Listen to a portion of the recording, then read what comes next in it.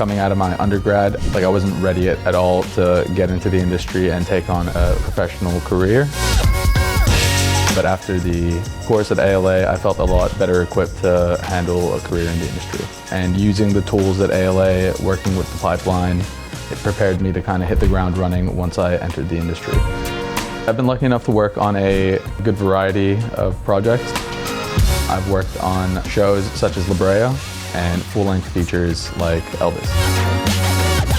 I've landed a couple of gigs through my connections, even just from within my cohort, but also I've gotten to meet recruiters, and the guest speakers have opened my eyes to a lot of different practices that I never would have even thought about. My experience here was fantastic.